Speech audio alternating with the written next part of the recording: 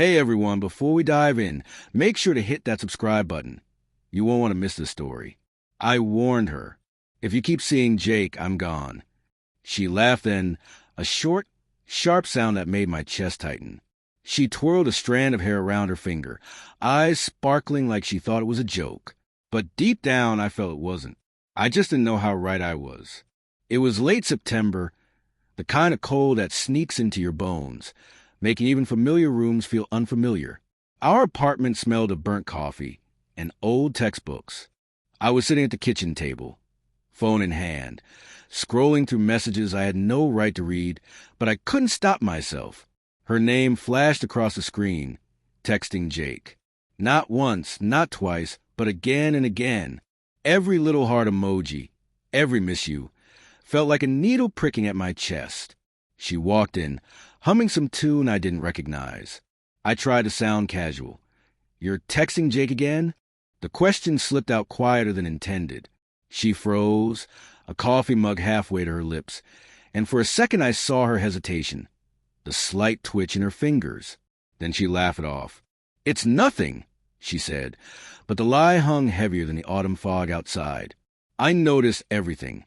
How she checked her phone when I walked into her room, how her smile faltered when I asked about her day, the faint scent of a perfume that wasn't mine lingering on her scarf. Even the way she used to hug me had changed. It was faster now, almost like she wanted to get away before I could notice anything. That night, I lay awake listening to the sound of the city leaking through our thin windows. Each text notification from her phone sounded like a drumbeat, echoing against the walls. Something was coming, something I couldn't stop and maybe didn't want to.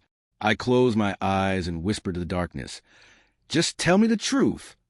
And then my phone buzzed again. A message from Jake. The next morning, sunlight fell in slats across our bedroom, but I didn't feel the warmth. I felt the weight of every lie she'd ever told, pressing down like a storm I couldn't escape. She was in the shower, singing softly, but even that felt off-key, hollow. I waited, phone clutched in my hand, heart hammering. Then came the texts, not just casual messages this time. Plans, meetings, inside jokes between her and Jake that were supposed to be invisible to me. I stared at them, each one a cold splash of reality. I tried to breathe, tried to reason, but the words twisted in my stomach. She had been seeing him behind my back. Not once, not just a harmless fling. Weeks, months maybe, when she stepped out, towel wrapped around her, hair dripping like rain. I couldn't look at her straight on. "We need to talk," I said, voice tight.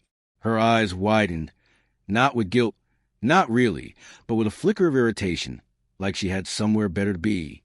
She nodded, slowly, deliberately, and we sat at the kitchen table. "I know," I said before she could even start. "I know about Jake."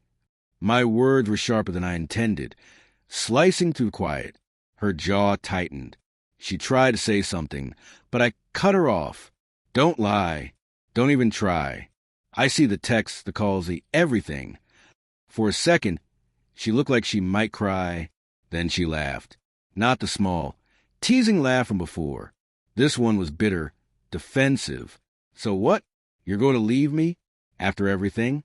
"I warned you," I said, voice low. "I told you if you kept seeing him, I was gone."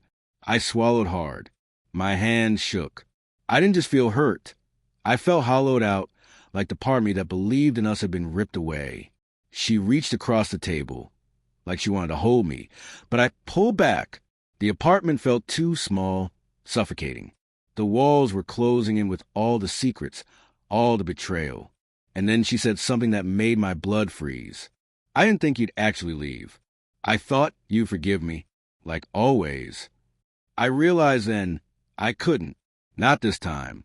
Not after the months of hidden texts, stolen afternoons, whispered lies. I needed to make a choice. The sound of my phone buzzing again, a new message from Jake, cut through the tension like a knife. I stood, heart racing. "I can't do this anymore," I said. She smiled, a small, triumphant, cruel smile. I walked out into gray morning, the city indifferent to the chaos inside me. Every step on the cracked sidewalk felt like shedding pieces of my own heart. I didn't know if I was angry, broken, or just empty. The apartment behind me held memories now laced with betrayal, and I couldn't bear to look back. She called my phone 10 times in the next hour. I ignored it. Each ring was a sting, each voicemail a reminder of what I'd lost. Then came a message. Please, let's talk. I love you. I stared at the screen, my thumb hovering over delete. Love. She used the word lightly, like it didn't carry the weight of months of lies. I sat on the park bench across the street, hands gripping my knees. I watched people move past, laughing couples, kids chasing pigeons. But it all felt unreal, like I was in a movie that wasn't meant for me. And then I remembered all the little signs I'd ignored. The hurried texts, the late-night showers, the perfume that wasn't mine. I didn't need to forgive her. I didn't want to. What I needed was to reclaim myself, to stop being part of a story where I was always a fool. When she finally appeared in the street, running after me with a familiar scarf around her neck, I stopped. She tried to grab my arm, but I stepped back. Don't, I said softly, voice breaking. It's over. Her face twisted in disbelief, in anger, in panic. You can't just walk away. I warned you, I said, letting the words land like stones. I warned you, and I meant it. She fell silent, tears finally betraying her mask. And for a moment, I felt a pang, because we had been something real once.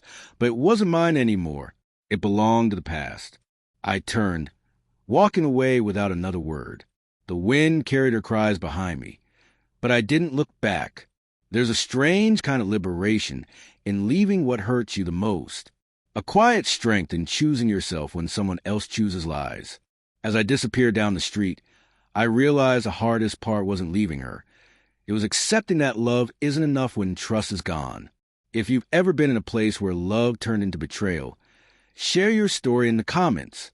And don't forget to subscribe. You never know whose heart your story might touch.